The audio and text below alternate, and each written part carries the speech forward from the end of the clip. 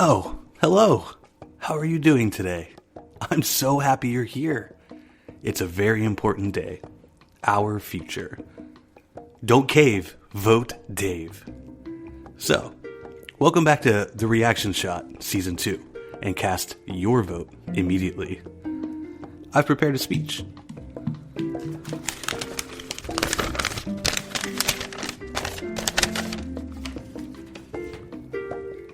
As many of you know, I started hosting a podcast this year, and the experience has made me reevaluate what I want to do with my life, and that is entertain people.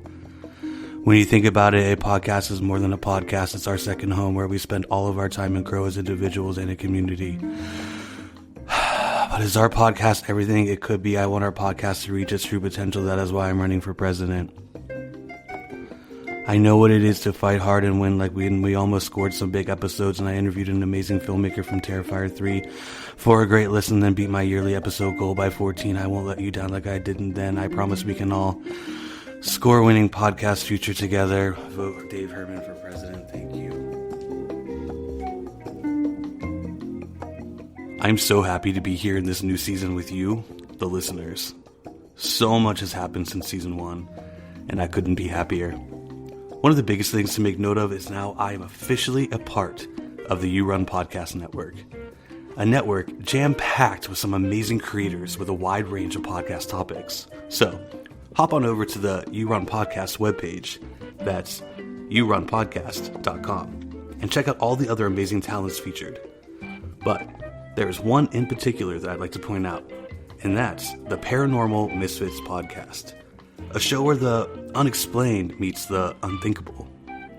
This podcast dares to explore the dark corners of reality, a place where mystery unfolds, conspiracies are revealed, and the supernatural beckons.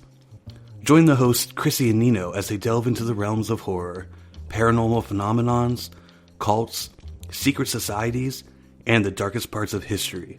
Truth is stranger than fiction here. This show is a portal to the mysterious and darkness of both the known and the unknown. So please, check out the Paranormal Misfits Podcast, part of the You Run Podcast Network. You can find them wherever you listen to your podcast or at yourunpodcast.com. That's yourunpodcast.com. So, let's get into Season 2, Episode 5 of the Reaction Shot Podcast, with the POV on election. Also, let me leave you with this from the movie. If you died right now, I would throw myself into one of my dad's cement trucks and get poured into your tomb.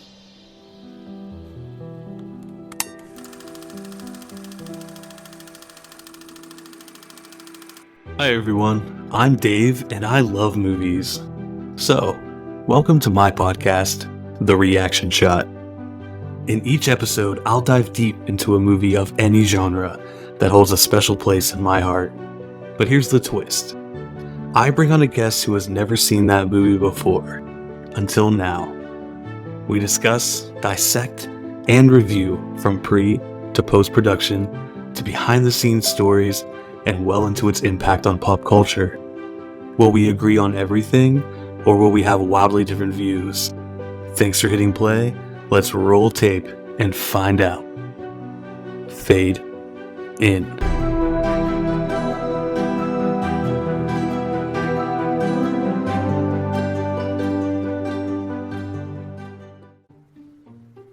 Hey everyone, welcome back to the Reaction Shot Podcast. I'm your host Dave, and joining me today is my good friend and returning host, Lauren Drake. Lauren, what's up? Hi Dave. How are you? I'm great.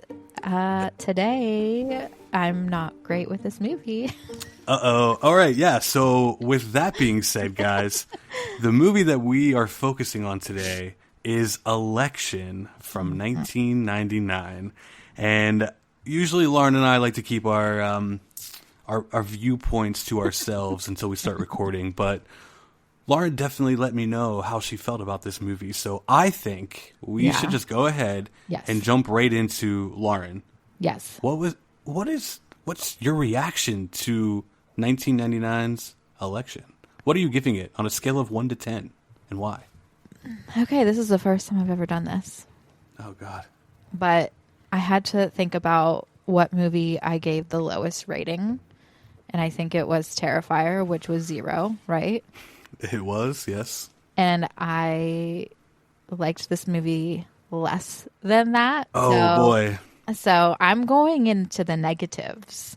We have a negative number. Oh, we're getting into negatives. Okay. All right, guys. Prepare yourself. What negative is it? It's negative. Well, negative. It's 2. we're just -2. Okay. Negative we're at 2. Negative 2. Yes. All right, I'm gonna try my hardest to get you to at least a 0. No, we'll get you to 1. We'll get you a 1. Well, no, so that's okay. Do you want to go ahead and take a guess what I give Election? I want to say you probably give it like a 6. Okay. Yeah. All right. Yeah. Well, I don't have any fancy sound effects, but insert drum roll here.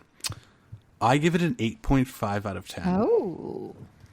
So we'll definitely get more in depth with my feelings and yours, but I actually really, really like this movie. I know there are some touchy subjects, and I do know that is a little hindering to some people to not necessarily fall in love with this movie, and I think that's fully fair.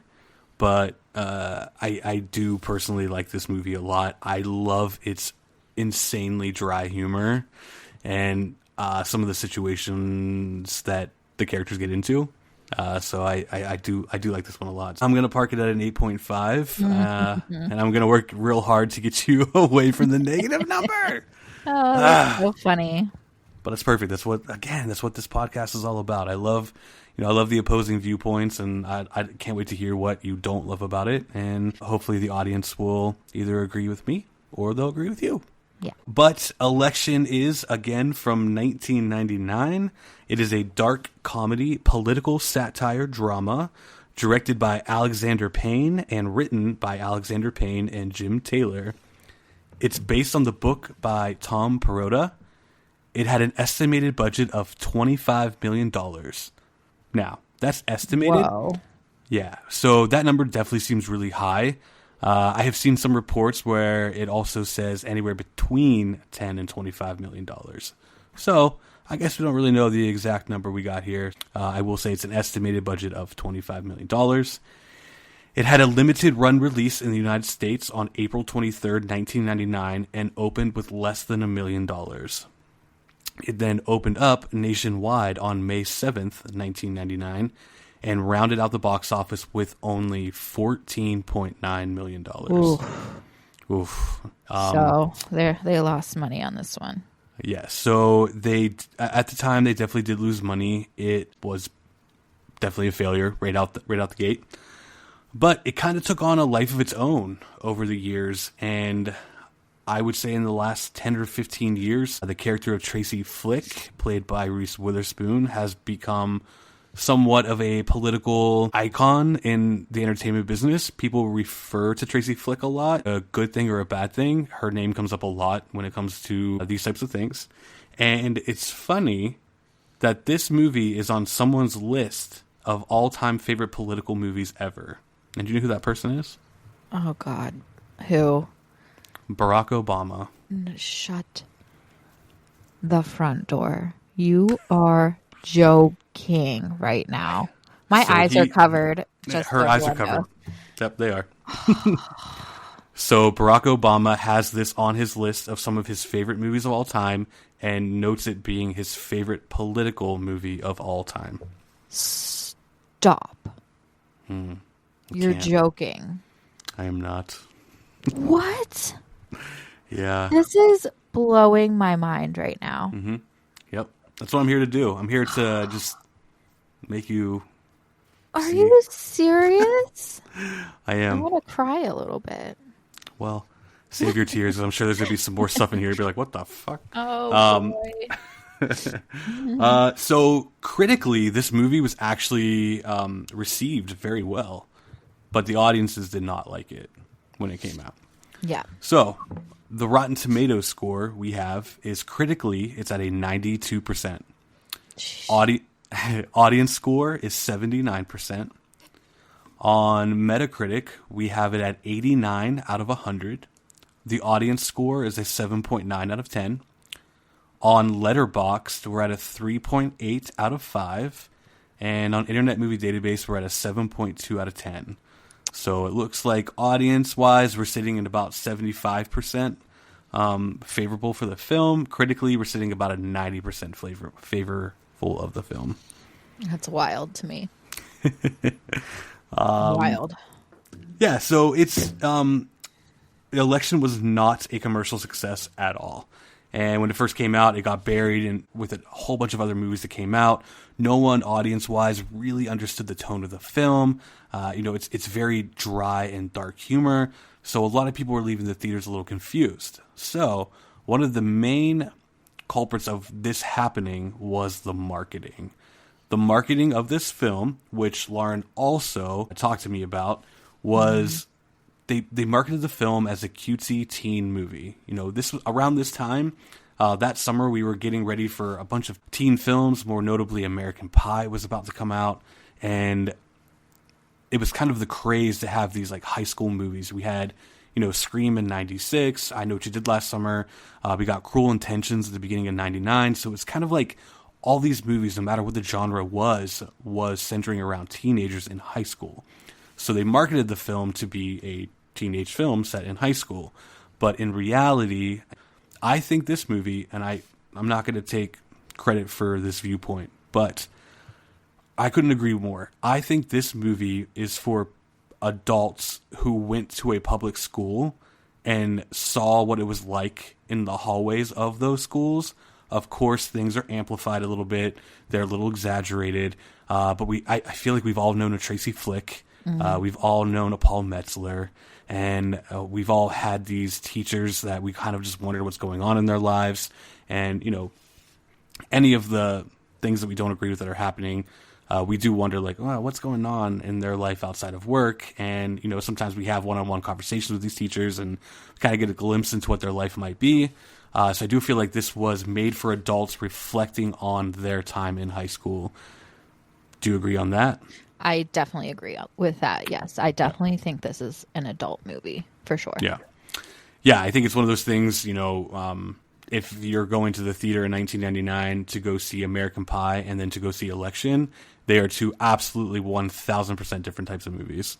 100%. Yes. Yeah. So I do think marketing is something that kind of hindered the film when it came out.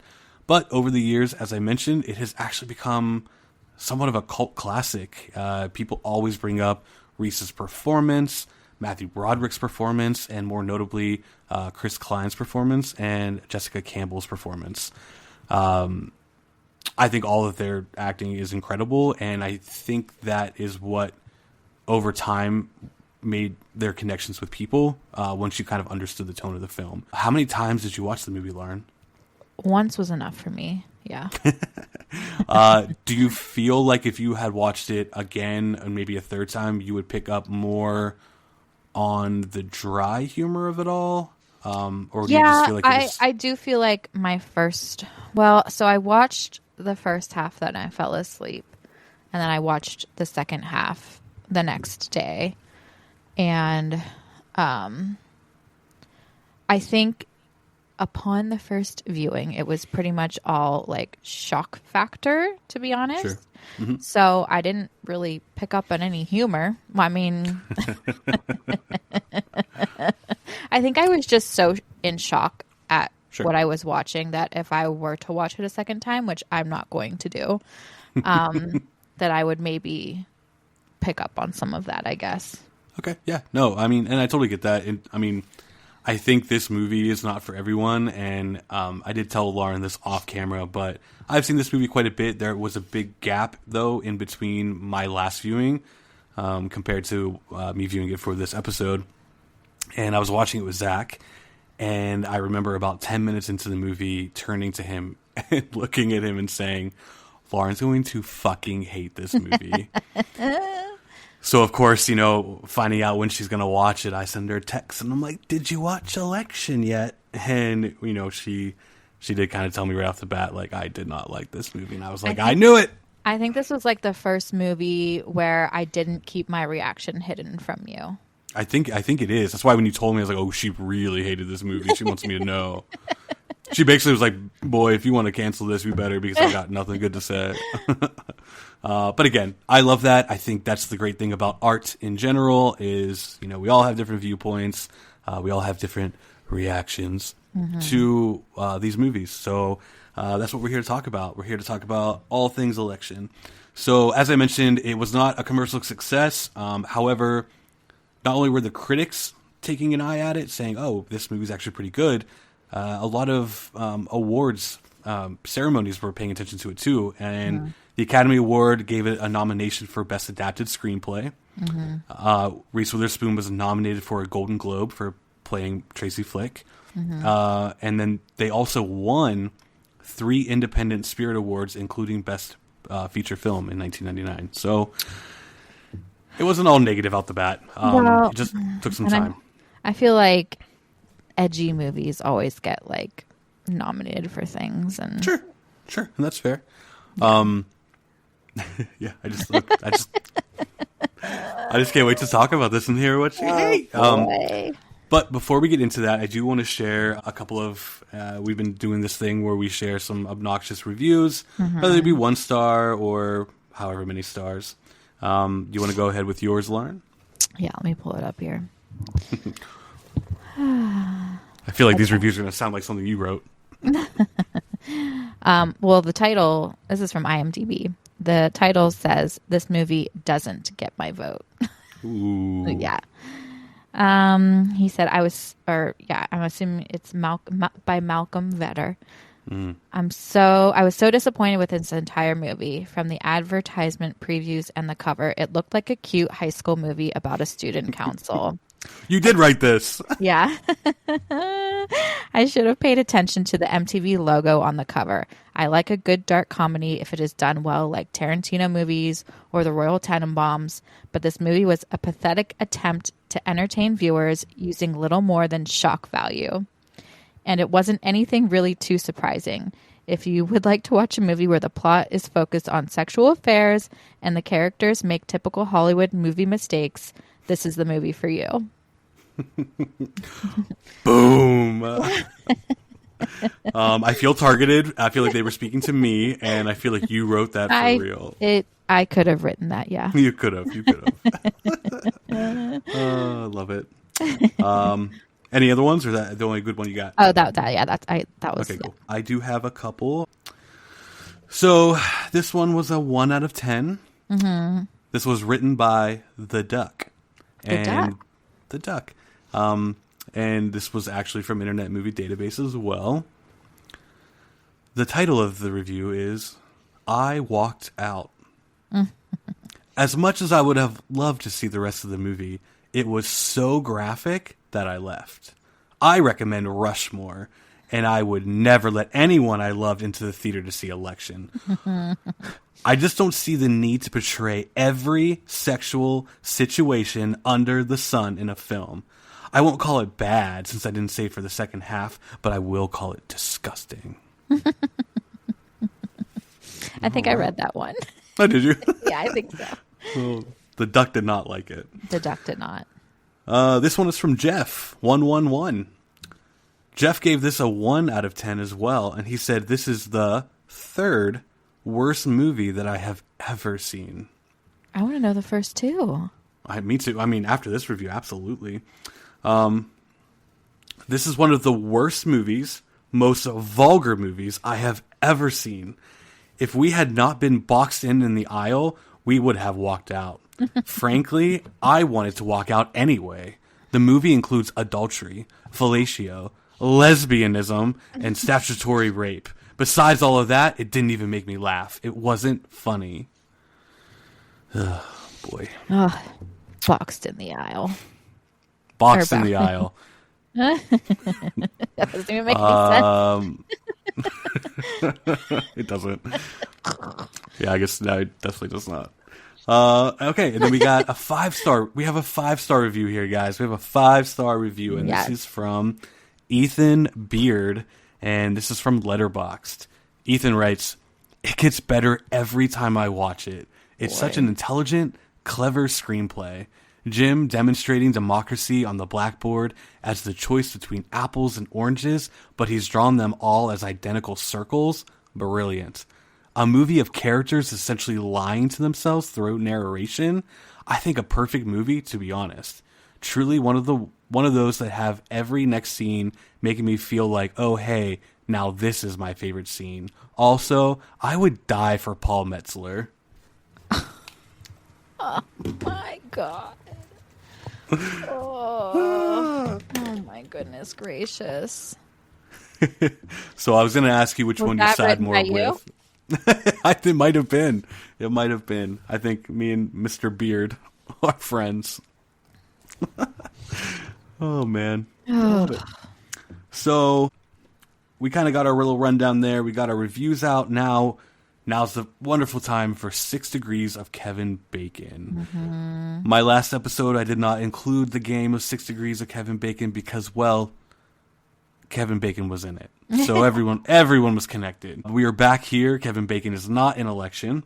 And I chose Chris Klein to be the person that we're going to connect to Kevin Bacon. So, Lauren, yes, take it away.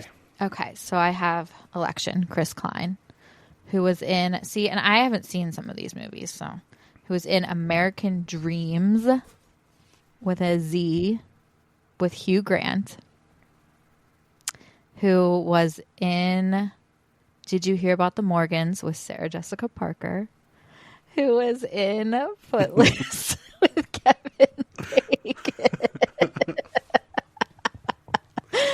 Okay, that's good. So I really liked yours because you got wifey to come into the 6 Degrees of Kevin Bacon. So that's awesome. Good job. Mm-hmm, mm-hmm. All right.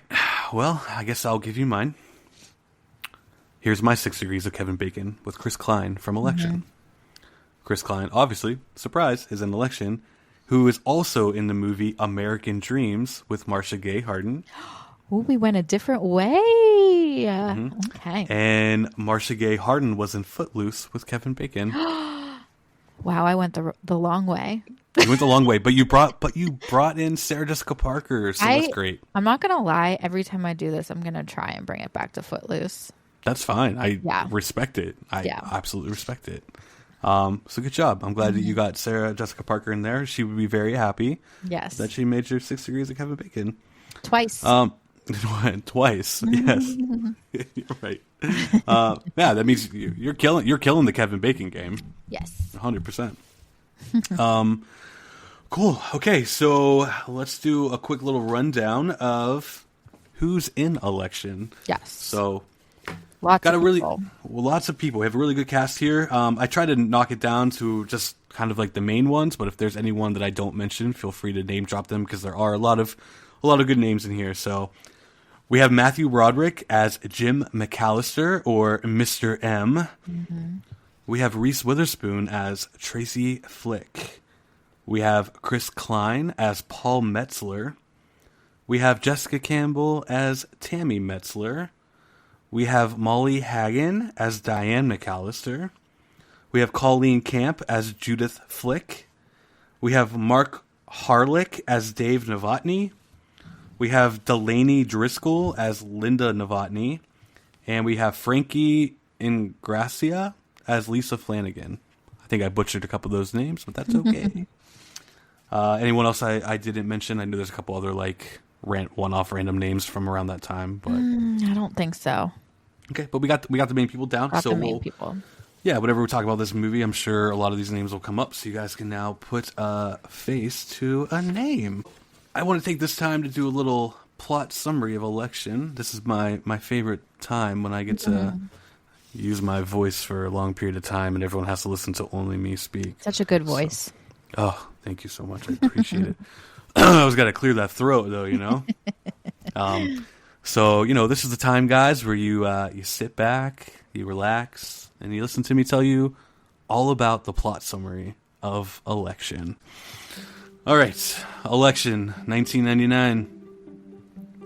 Jim McAllister is a beloved high school teacher living in the suburbs of Omaha, Nebraska, whose enthusiastic involvement in school activities masks his frustration with other aspects of his life. He lives a rather mundane existence with his wife Diane, who is constantly preoccupied with their attempts to conceive a child. Amidst his personal struggles, Jim takes solace in his role as a teacher and his commitment to his students. Tracy Flick is an overachieving senior whom Jim sees as having a secret vindictive and manipulative side. Early in the year, Tracy had an affair with another teacher, Jim's best friend Dave Novotny. When the affair was discovered, Dave was fired and divorced by his wife Linda. Tracy, however, walked away with her reputation unscathed. Tracy announces to Jim, who is in charge of organizing the school's student government, that she is running for student body president, telling him they will be spending a lot of time together. Jim sees this as an extreme ambition with the threat of sexual manipulation and becomes flustered and frustrated. With Tracy appearing to have no opposition, Jim decides to teach Tracy a lesson in humility by encouraging another student, Paul Metzler, to enter the race. Paul is a polite and popular football player who has been sidelined due to a broken leg, leaving him depressed. Jim convinces Paul to declare his candidacy, giving him new purpose. This serves to bring out Tracy's vindictiveness as she resents Paul's effortless popularity. Meanwhile, Paul's younger sister, Tammy, is dumped by her lover, Lisa, who says that she is straight and was just experimenting. Lisa quickly becomes Paul's new girlfriend and campaign manager, in part to antagonize Tammy. In retaliation, Tammy decides to run for president as well, with a "fuck this, who cares" platform and declaration that the student government is a sham. During a school assembly to hear the candidates' final campaign speeches, Tracy draws only polite applause, while Paul initially receives a warm reception, despite giving a lackluster and halting speech. Tammy delivers a defiant address to the group in which she denounces the election and expresses her intention to dissolve the student government if elected. This rallies the student body to a standing ovation. As a result of her "who cares" speech, Tammy is then suspended and her name is removed from the ballot. While working on a yearbook project at school 2 nights later, Tracy notices that one of her posters has become untaped from the wall. In her attempt to fix it, she accidentally rips the poster apart. In a fit of frustrated rage, she destroys and removes all of Paul's campaign posters. The following day, when Jim confronts Tracy with his suspicion that she was the one responsible, Tracy claims innocence and threatens legal action against the school. However, Tammy falsely confesses to Tracy's crime, even though she had witnessed Tracy disposing of the posters at the town factory dumpsters. Tammy is expelled and her parents enroll her in a private Catholic school for girls, much to her delight. On the day before the election, Jim pays a visit to Linda's house to help her with a home repair project, where she initiates a physical relationship by kissing him. Linda then asks Jim to rent a motel room for an after-school rendezvous that Jim has joked about with her in the past. Upon renting it on his own and waiting for her, she apparently has a change of heart and never shows up at the motel. When Jim drives over to Linda's house to see what happened with her, he heads to the backyard, where he then has the misfortune of being stung by a bee on his right eyelid, causing a severe allergic reaction. He later returns home to find Linda and his wife talking together. Knowing now that he has been caught, he spends a miserable night in his car. The next morning, election day, Jim's right eyelid is completely shut and disfigured from the bee sting, but he must still oversee the counting of the election ballots at school. After all the ballots are counted, it turns out that Tracy has won by one single vote. Ironically, Tracy's one vote margin of victory came out because Paul Metzler, feeling it would be somehow dishonorable of him to vote for himself, voted for Tracy instead. During the ballot counting verification, Jim observes Tracy dancing around gleefully in the hallway. One of the student vote counters had tipped her off that she had won before the official announcement of the count, and he decides to take matters into his own hands by secretly disposing of 2 of Tracy's ballots and declaring Paul the winner. When a janitor discovers the 2 discarded ballots in the trash and presents them to the principal, Jim is forced to resign. To add insult to injury, Jim's wife kicks him out of the house when he tries to apologize for what happened with Linda. Divorced and humiliated, Jim leaves Nebraska, ultimately choosing to fulfill his longtime dream of moving to New York City, where he becomes a tour guide at the American Museum of Natural History and begins dating a new woman. Tracy gets accepted into Georgetown University, while Paul gets into the University of Nebraska. Tammy couldn't be happier at her all-girls school, where she found a new girlfriend, Jennifer. Toward the end of the film, Jim encounters Tracy Flick one last time on a trip to Washington, D.C., during which he happens to see her get into a limousine with a male politician. Disgusted by the thought that Tracy has climbed up the ladder of success as a result of her calculating and manipulative nature, Jim impulsively hurls a supersized cup of soda at the limo before making a quick getaway. In the final scene, Jim is speaking to a group of elementary school students at the museum, refusing to respond to the raised hand of an overeager girl who reminds him of none other than Tracy Flick. Mm-hmm. And that is Election. Do you feel I got all the beats there, Lauren? Yes, you definitely did. Mm-hmm. So that is the movie. That's the rundown of everything. Do you feel like you're happy you watched the movie, or do you feel like just listening to me talk about it was enough for you? That was enough. Thank you. So let's talk about the cast of this film. Mm-hmm. I do want to start off by saying this is Chris Klein's debut film. Oh. Yeah, so a really great story about him getting cast in this film is he was actually a student at Millard West High School in Omaha, where he was discovered by the director, Alexander Payne, while looking for a school to use for filming. Although other actors like auditioned for the role, when he saw Chris Klein, he knew that this guy was going to be Paul Metzler. So while he was at this school, he ended up going to see one of the plays they were putting on, and Chris Klein was in that play, and he thought that he did an extremely great job and was like talking to him afterwards and ended up convincing him to try out for this part and then casted him into the role. So, okay, well, I like that story. See, I'm working your negative up here. You're going to be like, all right, we gave this guy a chance. Well, there are, like, you know, I have to see silver linings in every situation. And there are some silver linings. And one of them is his performance in this, because he plays that role perfectly. Like the so good. airhead dumb jock who, like, the stereotypical, you know, he plays it so well. So I can't believe that's his debut, because he played it so well. Yeah, he did such a great job, and it definitely shocked me when I found out that it was his debut, because I've seen him in other films around this time prior to watching Election. Mm-hmm. So that leads me to ask you, did you have a history with Election at all, Lauren? Did you know anything about this movie? I think I remember some of like the trailer maybe being like, I think I was definitely one of those people who was duped into thinking this was a fun high school student body, you know, election gone wrong, and like there's this one like girl who goes a little nuts with it. Like that's really what I thought this movie was about. I was definitely duped. Did you ever have any want or desire to actually watch this movie, or is it just? Yeah, I mean, I think when I thought it was about that, I definitely, like, you presented me like a list of movies, and I was like, oh, yeah, I've always wanted to see that, and I put that as one of my movies that I wanted to see, and boy, was I wrong. Yeah, when Election first came out, I feel like I wanted to see it, but I also didn't really have a lot of understanding what the film is actually about. I feel like I didn't fall for the marketing in terms of, to me, the trailer didn't seem too exciting, so I wasn't like, oh, I have to watch that. Mm-hmm.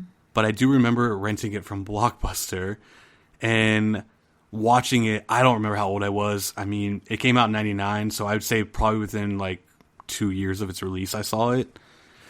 And I enjoyed it, but I definitely did not understand it. I didn't get the humor, but I still enjoyed the movie. It wasn't like I was like, oh, that movie's stupid, or I hated it. But side note, what is this rated? Is it R? Oh, it's rated R, yeah. Yeah, I was gonna say. So how did 13-year-old Dave rent this movie then? I was always getting those movies. I don't know. people at the video stores are probably just like, well, here comes that kid who rents every movie that comes out every week. I remember I would send my mom a list of movies that were being released, and I'd be like, I need to rent this one, this one, this one. And on her way home from work, she would rent the ones that she thought were suitable for me. So I don't think Election was one of them, but no. But somehow I did end up watching Election in some way, shape, or form. So I do think at that time too, the MTV logo, going against what that one guy said, you saw the MTV logo and you're like, oh yeah, an MTV movie. So you kind of understood it was going to be a little risky, a little edgy. So I don't like, what other MTV movies were there? Because the only thing that's like coming off the top of my head is like Together, the fake boy band. Oh boy. That's the only thing I can think of right now. So I think one of the very first MTV produced films that came out theatrically, I might be wrong, but I think it's their first one, was Joe's Apartment. And I honestly don't even remember who's in it, but it was like this deadbeat dude living with his girlfriend, and their apartment gets overtaken by like talking cockroaches or something like that. What? I don't know. I did go see it at the movie theater with my aunt. I think it was PG-13, and my aunt made us walk out like halfway through it. And then the other one that I love, it's called Dead Man on Campus. It is Zach Morris from Saved by the Bell, Mark Paul, Glossier, whatever. Mark Paul. Yeah, I can't remember his last name. Mark Paul. Allison Hannigan's in it from Buffy, but it definitely drew you in, and that MTV logo, I feel like at the time, just you knew you were getting an edgy movie that was going to be a little bit different, and then Reese had already had some films under her belt at this point in time. I loved Fear, so I was very familiar with Reese, the movie Fear, and I just remember seeing her in that, and I was like, oh my god, I love this girl. Yeah, of course, Election came out a couple years after Fear. Matthew Broderick, obviously being from Ferris Bueller's Day Off, which I loved when I was younger. I was always trying to skip school, so I was always like, what would Ferris Bueller do? You know who Thora Birch is? I do, yes. Thora Birch, okay. She actually was the original person who was casted as Tammy Metzler. Really? Yeah, so however, a few days into filming, she ended up leaving because she had creative differences with the director. So that's what when... were the creative differences? I don't know. I don't know. I mean, I feel like, obviously I didn't personally read the screenplay or anything, but I feel like, the guy who's directing the film also co-wrote the film. So yeah, I feel like his vision was probably in the script. So I don't know if maybe the tone, like that dark comedic tone, maybe she wasn't really connecting with, but I feel like she's been in some dark comedic roles though. Well, thinking of her in American Beauty, I just think that she's just that gothic, I don't give a fuck about you. Yeah, I think that she would have been really good for the role. But Jessica Campbell as Tammy Metzler is just, she's such like, her acting style in this is just, she's your everyday girl from school. And I think that's what makes all three of these characters and actors so well, is that you feel like they literally could have been those people in your school. Yeah. And it's equal parts the writing and equal parts their acting, and how they do that. So I think the cast is also something that was pulling people in, and they just weren't exactly getting what they thought they were going to get. Melissa Joan Hart also auditioned for Tracy Flick, which I think is weird. Yeah, I can kind of... Honestly, the other positive in this movie for me is Reese Witherspoon's performance. It was just flawless, and I don't think anyone else could really have done this role better than her, And I honestly could not agree more. There's something about Reese's performance in here. She has that dark humor down perfectly. It's, and you don't know if you want to love her or absolutely hate her, and she does such a good job of making such an annoying I feel like if I knew Tracy Flick in real life, she would be my mortal enemy. Oh yeah, 100%. Did you have girls like that in school that were like Tracy Flick? Absolutely, yes. Did you just want to like a little bit, yeah. But I feel that Reese Witherspoon has been in so many like bubblegummy like movies, like the ones that, you know, came out like when we were in high school, like Legally Blonde, and, you know, just very like poppy, I will say, you know, that this reminded me like, oh shoot, like she's actually like a legit really good actress. So yeah. So they filmed Election in the fall and winter of 1997. And Reese says that once the film came out, all right, there's two layers of what I'm about to say. When the film first came out, she watched it once it was edited and everything, and she literally said out loud, "What the fuck is this?" She didn't understand it. So even the actor who was playing essentially one of the main characters did not fully grasp the concept of the film when she saw it the first time. She also said that she had a really hard time getting roles in Hollywood for about a year after this movie came out.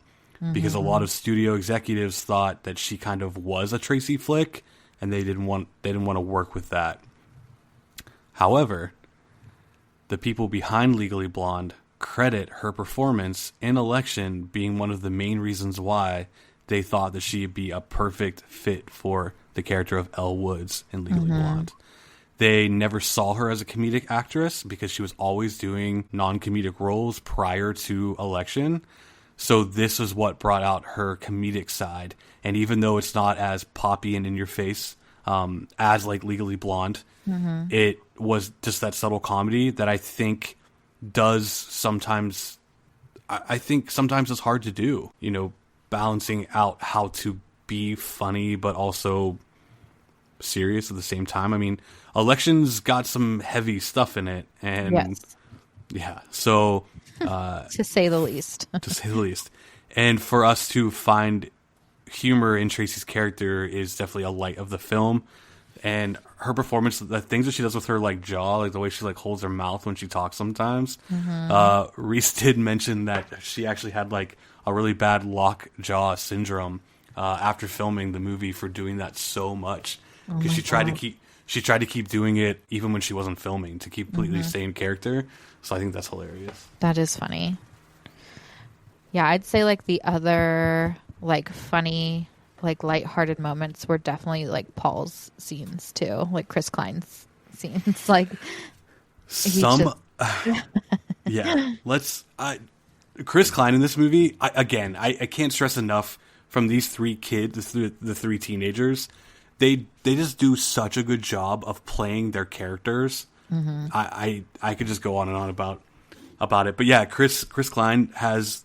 Do you think obviously I don't know Chris Klein in real life, but I could really see him being just like Paul Metzler in real life. Oh, just kind of like, absolutely. Yeah. Yep. Yes. So funny in this movie. Yeah. Yeah. And it's such a dry humor, like just the things that they say, and he just kind of says everything just kind of like nonchalantly. And there's a lot of great dialogue in this movie too. We could talk about the speeches, Chris Klein's speech in this film, reading it from the paper. It's so funny. And, I mean, Tracy's speech that she has is obviously good, but it's your cookie cutter speech that you expect from any type of politician. Yes. And then you have Paul Metzler, who's the class jock. He's not actually doing this for any rhyme or reason. He's the popular kid. He got thrown into it and was just kind of like, hell yeah, that sounds cool. And then you have Tammy, who just has that fuck all this stuff. Why care? I don't care. Why would you care? Well, with this being said, with Lauren, we got these three different opposed. Who are you most like? Oh my goodness. I will say I'm probably most like Tracy Flick for sure. Yeah. When you see, like, I mean, can't you see it like a little bit like rule, like I'm a rule follower and I'm going to be perfect and I'm going to get every detail right. And, you know, like you've worked with me before, you know this. Yeah, I mean, I wouldn't say you're like Tracy Flick, but there are some characteristics that sure, most like Tracy Flick. I'm not saying I'm her, but no, there actually is one scene in this movie. In my mind, I was like, this is Lauren Drake, and it's so simple. It's not even anything, and it's actually at the beginning of the movie. I think it's the first time we see her. It's when she's trying to get the student signatures to see if she can campaign, and she has like the table all set up and stuff, and she has 2 clipboards, and the 2 clipboards are laying side by side, and she aligns them so they are perfectly spaced out, and you know they completely align up. And I looked at Zach and I was like, that is Lauren Drake. Well, first of all, Dave, it was 3 clipboards. Oh, it's 3. Oh, 3. See? Yeah, well, see, there you go. And I would have ignored the 3rd clipboard. Really appreciated how she lined them up perfectly. Yes, that is me. I'm a little, yes. I told Zach how you would like make certain things at work or whatever, and you'd be like drawing a straight line, and I would bump your arm just so you can mess up the line, and you have to start all over again. Sorry, I'm an asshole. I was telling this to someone the other day. Like, I write my grocery list. If I mess like one letter up, I crumple it up and I have to start again. Like, that's what I'm saying. Like, that's Tracy Flick in me. So, I mean, okay, yep. With that being said, who do you think I'm most like out of those 3? Oh man. I think you have a little bit of the F you attitude of Tammy, you know? Mm-hmm. Yeah, I do. I would like to. I feel like I feel like in high school I was 1000% Tammy. Like if I was deciding to run, I think I was actually the person like, that's so fucking stupid. Like, why would I want to do something like that? Mm-hmm. So I think if I had the opportunity to run, that would be my speech too. And when she was like, she's like, well, they expelled me from school. I don't know why they think that's a bad thing. It's just like a little mini vacation. Mm-hmm. Like, that would be me. I'd be like, okay, cool. It's like, go to your room. I'm like, okay, I'll go watch a movie. Yeah. The source novel Election was written in 1998 by Tom Perrotta. So the movie wasn't published until 1998, but they had a working manuscript for the film that they were using in 1997. The book actually wasn't even out yet, so I think that's pretty cool that they were really excited to make this. Yeah, so they got a hold of the manuscript. They were like, we want to make this into a movie, and director Alexander Payne was like, I don't want to make a teen movie, and everyone was like, this is not a teen movie, I promise. So it's kind of funny that he didn't want to make a teen movie, and he didn't make a teen movie, but they marketed it as a teen movie. Super annoying. I'm sure he was annoyed when all of that played out. Where they filmed at, like the high school they filmed at, was a real working high school. Every single student you see in the auditorium, in the hallways, anyone who doesn't have any speaking parts were actual high school students and teachers in that school. That is crazy to me because, like, they probably saw it after, and, like, the parents were probably like, what movie did you put my child in? They probably were. But yeah, it's kind of cool. Yeah, it's kind of cool, like, when you watch the movie, too, and they're in the hallway or whatever, and you can hear, like, other classrooms happening. Those are actual classrooms that were going on while they were filming this movie. So I think that's pretty cool. Makes it actually insane. Yeah, it makes it a little bit more realistic. Reese said that one of the most nerve-wracking scenes in the film was when she had to do the speech in front of an entire high school of high school students. I don't know. That would just be so awkward. You know what I mean? Just these random high school students. How old was she when she filmed this? I think 19 or 20. Okay. So she wasn't too far out of high school, but I feel like she probably didn't have the same type of high school experience since she was making movies way before that. But yeah, I don't know. Yeah, I'd be like, So the movie has this really cool effect where they do freeze framing. they'll just randomly stop on one of the characters, and more notably, Tracy Flick is the one that gets, I think, all of, if not the majority of them. But the very first freeze frame that we get is Reese's face in mid-sentence, her eyes like half shut, her mouth's like awkwardly open. It's hilarious. Like seeing it in the film, it's so funny. But I guess when the film was edited and about to be released, Reese saw that and did not like it. She was pissed that those are the types of freeze frames that they did. Years later, she obviously understood why it was the way that it was and understood the comedic humor that came with it. But I think it's so funny that she was pissed that they did freeze frames like that, because they're not very flattering freeze frames. Did that make you laugh, or you were like, what the hell's going on? Yeah, just kind of. I was kind of just like, what the hell's going on? At that point, I was in shock. So when did you know that you hated this movie and you probably weren't coming back? I think right after that freeze frame. Really? Mm-hmm. Well, the next scene that happened with, yeah, I was like, oh, what the hell? That's when I was like, what is this movie? Yeah. So yeah, as I broke down in the plot summary, Tracy Flick does have a fling with one of the teachers. When she was a junior, she and the teacher, Dave, were hooking up. And when she's telling us, when she's narrating what happened, she's telling us that everything was mutual, that we were probably judging her. This brings us to the narrative that you don't actually trust the person that's speaking. And I think this movie does that really well. Narratively, they're trying to tell us all the things we want to hear or the things that they think are happening. But in reality, that guy was grooming the hell out of her. And it's obvious to us as the audience. Where she saw it as something, I don't want to say innocent, but where she saw it as maybe love or whatever it was. That obviously was not what was happening, and it's disgusting. And Dave ends up getting caught because he makes her a card telling her that they should run away on a trip together, and he signs it, "Your teacher," and in quotations he writes "teacher," and basically says like, "I love you." And his wife finds this card before he gets to give it to Tracy. It causes him to lose his job and get divorced from his wife. That is definitely something about this movie that a lot of people don't like a lot. It's a heavy topic, and it's obviously gross. So was that part of the story that you just couldn't get into? Yeah, and I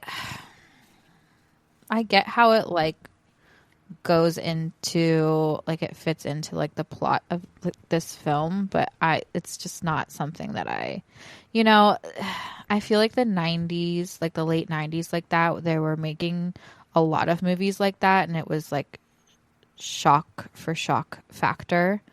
We talked a little bit about American Beauty that has like similar like themes, and it's just weird. Yeah. Do you think that happening was the push for what happens with Mr. McAllister, played by Matthew Broderick, was best friends with Dave. Dave had everything going for him.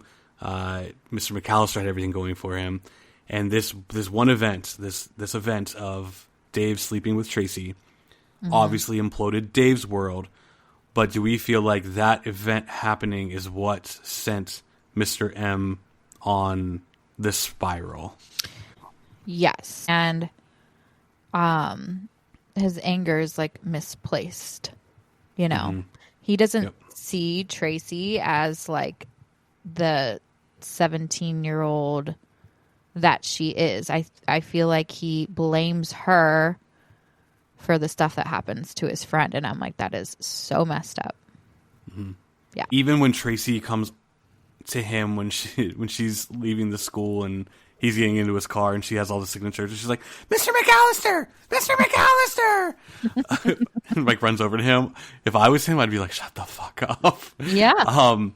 And she runs over to the car and she's like, I got all the signatures. And he's like, what? Cool, great. And it's just, whatever. So then he gets into the car and she kind of like puts her finger on the car door, like on the window, because the window's down. And she's like, we're going to be spending a lot of time together. I think this causes a moment in him where he was like, now I can lose everything. But yeah, he does blame Tracy. And which is so misplaced. It's crazy. Mr. M now sees, regardless of his viewpoint of Tracy is wrong or right, he now sees her as a threat. And she's now this person that can take everything away from him. And which is crazy because he should be thinking of her as a victim. And needs to realize that he is in control of his own actions. Yes, so that comes into what he's always talking about, which is morals and ethics. Yes. And it's an ongoing theme in the film is what are morals and what are ethics. The running gag is that it's hard to explain what the morals and ethics are. A lot of people can't tell the difference between one or the other. And one of the scenes when they're talking about, when he's asking Paul Metzler, like trying to explain about, he's like, what kind of fruit do you like? And he's like, I like pears.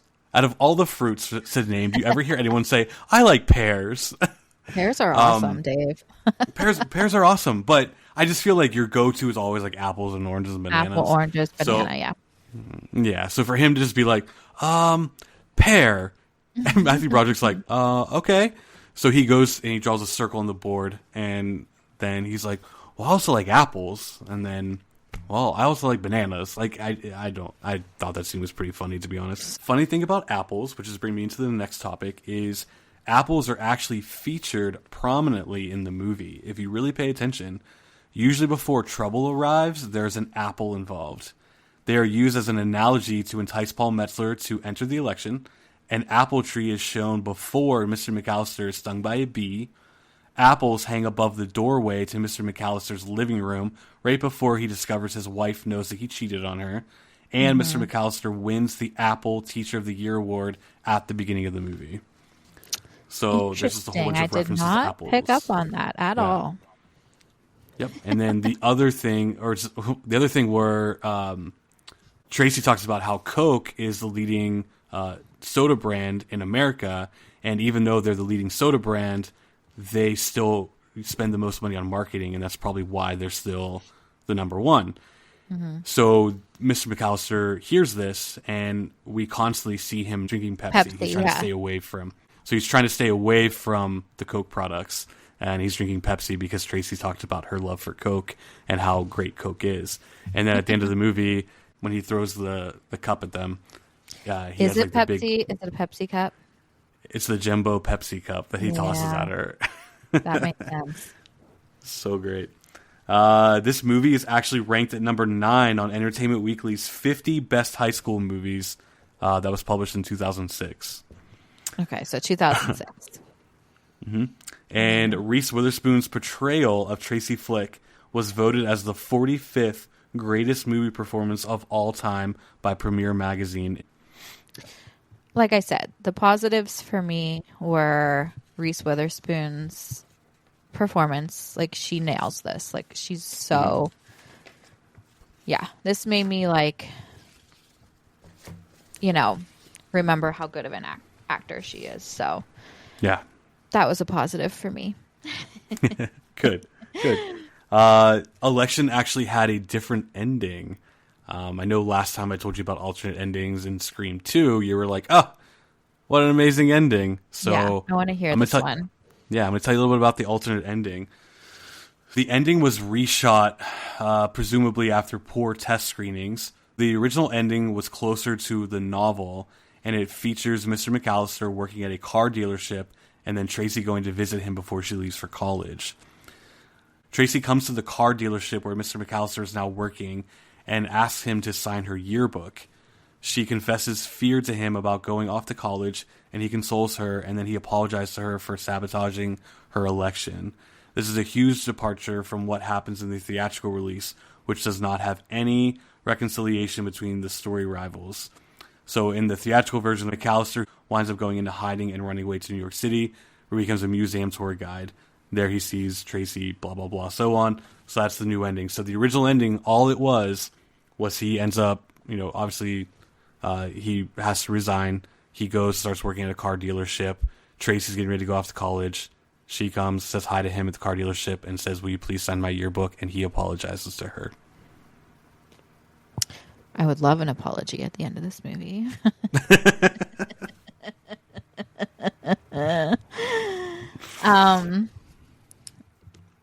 Me with I like the happy ending tied up with a bow. Everything's, nothing's left open-ended. Mm-hmm. Kind of likes the alternate ending more. There we go. Lauren, you're an alternate ending girl for sure. I am, yeah. You are. Which do you think you like more?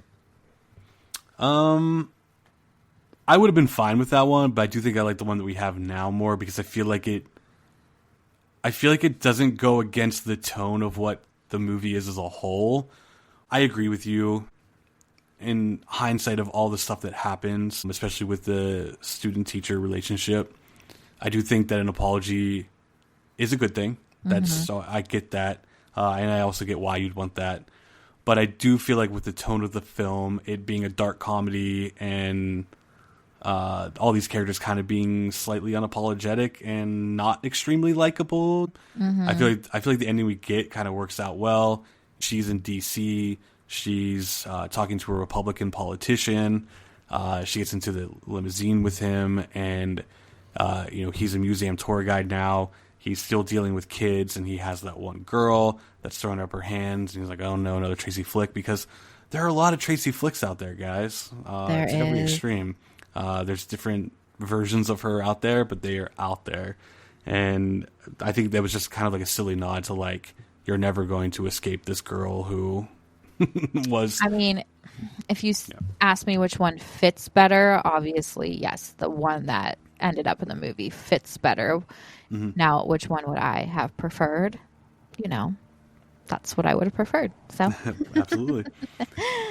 I do have to laugh. One of the scenes in the movie that I like a lot too is we're always getting narrative things from each character. So there's a scene where they're all praying the night before the election in hopes that they win. Mm-hmm. And I just want to share real fast the vast differences between these three characters because I think this really, really shows you. So Tracy's prayer prior to the election is, "Dear Lord Jesus, I do not often speak with you and ask for things, but now I really must insist that you help me win the election tomorrow because I deserve it and Paul Metzler doesn't, as you know well. I realize that it was your divine hand that disqualified Tammy Metzler, and now I'm asking that you go to the one last mile and make sure to put me in office where I belong so I may carry out your will on earth as it is in heaven. Amen." Mm-hmm. Then we have Tammy Metzler's prayer. Mm-hmm. "Dear God, I know I don't believe in you, but since I'll be starting Catholic school soon, I thought I should at least practice. Let's see. What do I want? I want Lisa to realize what a bitch she is and feel really bad and apologize for how she hurt me and know how much I still love her. In spite of everything, I still want Paul to win the election tomorrow, not that cunt Tracy. Oh, and I also want a really expensive pair of leather pants. And someday, I want to be really good friends with Madonna. Love, Tammy." That would be me, Lauren. Yeah. And then Paul Metzler's. It's so funny. So funny. "Dear God, thank you for all your blessings. You've given me so many things, like good health, nice parents, a nice truck, and what I'm told is a large penis. And I'm very grateful, but I sure am worried about Tammy. In my heart, I still can't believe that she tore down my posters, but sometimes she does get so weird and angry. Please help her be a happier person because she's so smart and sensitive, and I love her so much.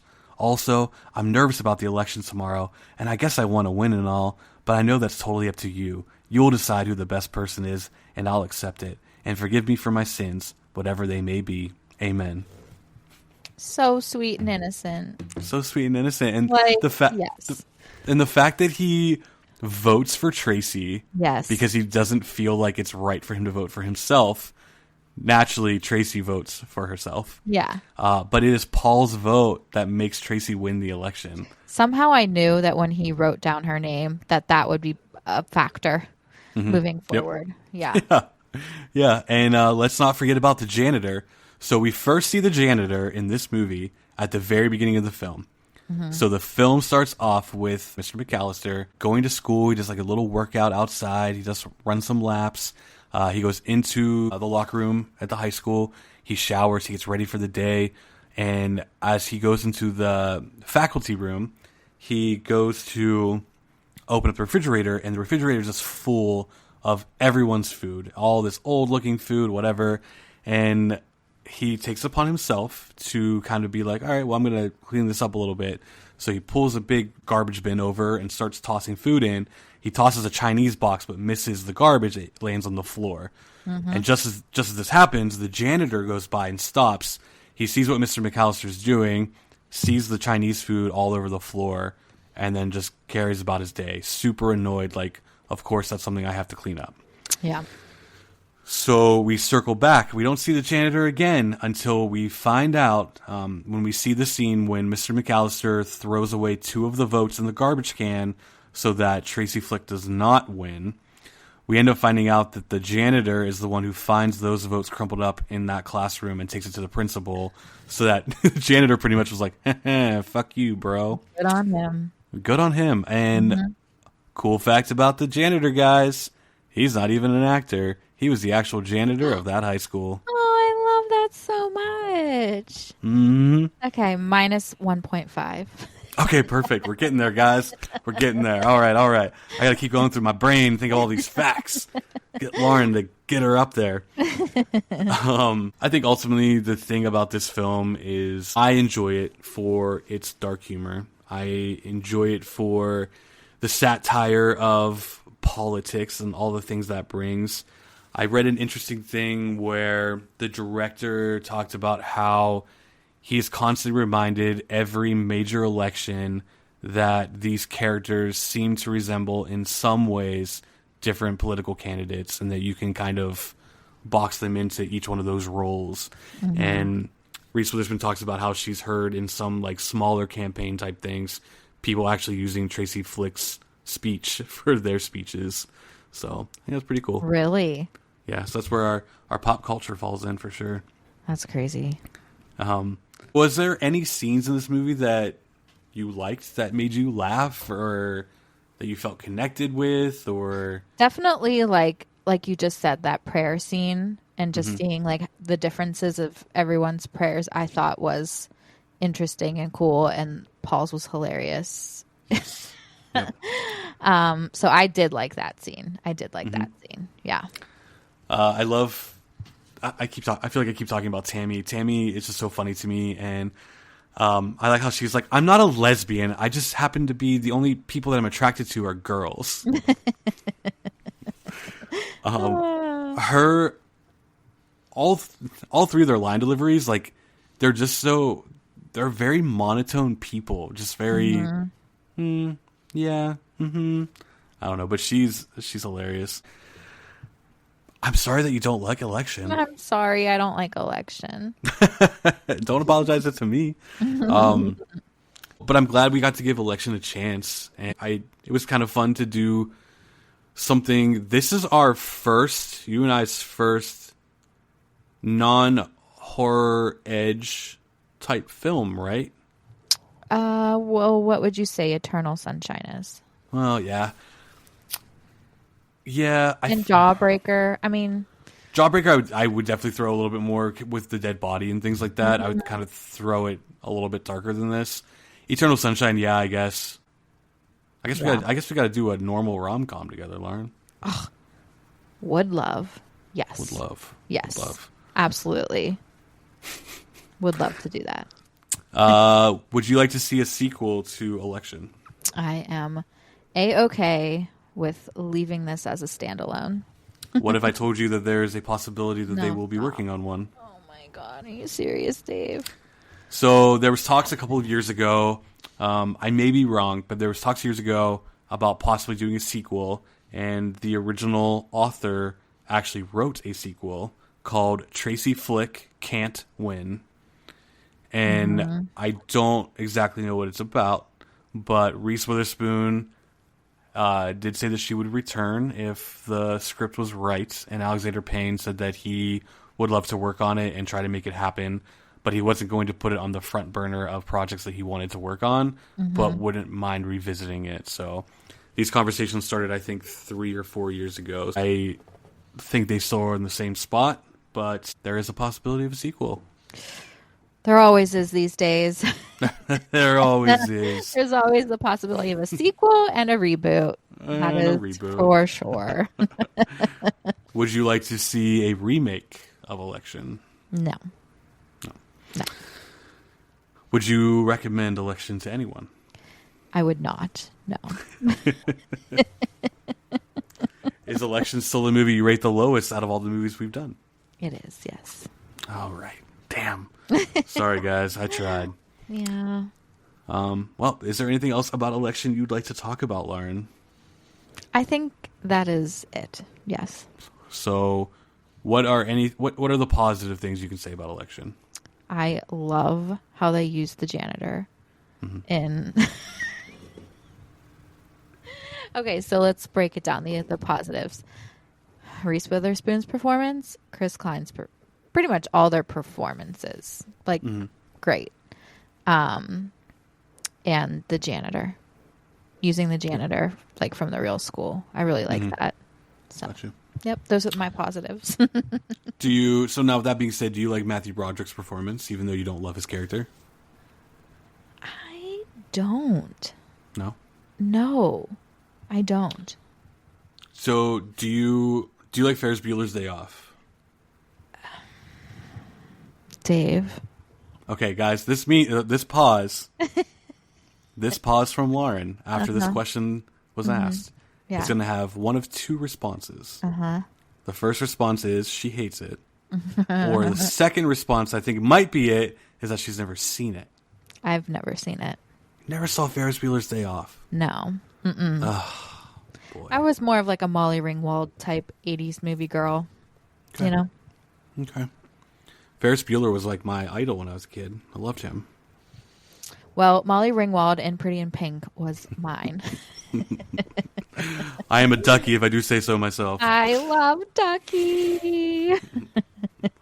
The reason I brought up Ferris Bueller is not only because it is Matthew Broderick, but I actually saw a lot of things online where people nowadays pretty much say it's not the same universe, of course. But if you see how Ferris is in Ferris Bueller's Day Off and think about how we grow and mature over time, some of Mr. McAllister's mannerisms and ways of thinking mirror Ferris Bueller. So it's almost like it's an adult version of Ferris. And I think that is so interesting. That is. Because I can totally see it. And again, there is no connection. Like, that is not what's happening here. But just, again, how the characters are, I can really see it. And it is interesting. So if you ever get a chance to watch Ferris Bueller's, I actually think you'll like it. Yeah, I've been told I would like it. So yeah, I mean, it's got that, it's got the great vibes of the 80s and all the movies around that time. So you can't go wrong with it. But yeah, just some of Ferris's actions and his responses and how we grow up, it just kind of seems like they're not wrong. This Mr. McAllister kind of feels like Ferris Bueller all grown up, and what happens when all of your lying and scheming really catch up to you and kind of make your life shitty. So, cool. Well, Lauren, I don't think I really have anything else to say about Election. It's a pretty straightforward movie. There's not tons of action. It's pretty dialogue heavy. I did a rundown of the film. You guys know all the stuff that happens. And I would recommend this movie to listeners, but I would say, knowing the fact about some of the heavy content that's in here, I would just be well aware of that going into it. But I think that we can definitely praise the performances no matter what. I find a lot of humor in a lot of things that happen in this movie, and I would hope that some of the listeners do too. But you guys might feel the same as Lauren and, kind of not be with all the stuff that's happening and having a hard time connecting with these unlikable characters overall. So, yeah. But hey, Lauren, thanks for giving Election a shot. And someone asked me what I was doing this episode on today, and I said Election, and they said, "Oh, the election?" And I was like, "No." I was like, "That would be a very, very different conversation." And yeah, I think we'd have fun with that, though. That would be fun. Yeah. Yeah, but no. Then I was like, "No, the movie Election," and they were like, "Oh." And I was like, "Do you know what that is?" And they were like, "No." Yeah. And I was like, Reese Witherspoon? They're like, "Yeah." Like Matthew Broderick? Who? It's fine. It just shows we're getting old. Yeah, we are. Whatever. It's okay. It's okay. We're young and cool at heart. So cool. So cool. I'm so Tammy. You're so Tracy. Just kidding. Tammy and Tracy. Yes. Tammy and Tracy. Definitely would not be friends. No. So we we're better than them. We are. Cool. Well, that's all I got, Lauren. I appreciate you doing this episode with me. As always, listeners, I appreciate you listening to the episode all about the 1999 election film starring Reese Witherspoon and Matthew Broderick. And we got a lot of fun stuff coming up for the rest of season 2. Lauren and I will be doing, we've been teasing it a lot, and we will be doing The Sound of Music. Yes. Yeah, but what I want to tell you guys is that I'm going to completely flip the roles for this episode. So I had Adam from Raised on Film podcast introduce me to a movie on the last episode. However, I still steered the conversation. We kept the format the same. But with Lauren, I'll be doing The Sound of Music, and we will completely be reversing our roles. So Lauren will be hosting, and she'll be showing me and teaching me all about the wonderful things of The Sound of Music for its what, 60th anniversary? Yeah. Wow. Yeah. 60th anniversary. Yeah. Well, Yep. Cool. Well, definitely looking forward to that. Hopefully listeners are as well. It'll be definitely a good time. I'm sure there'll be some singing, which I was told straight up before that I was a really good actor, but a really bad singer. So you guys are going to be in for a treat. Yeah, you guys will be in for a treat, needless to say. So, but, all right, thanks again for tuning in to the Reaction Shot podcast, POV on 1999's election. You can find all the other great content creators on You Run Podcast Network at yourunpodcast.com. Check me out. Check out my back catalog and check out everyone else that's on there. There are some amazing shows on there too, guys. So don't just put me at the forefront. Pay attention to all of them too. And we'll definitely catch you next time. Lauren, thanks again. Yes, have a good one. You too. Bye. Bye.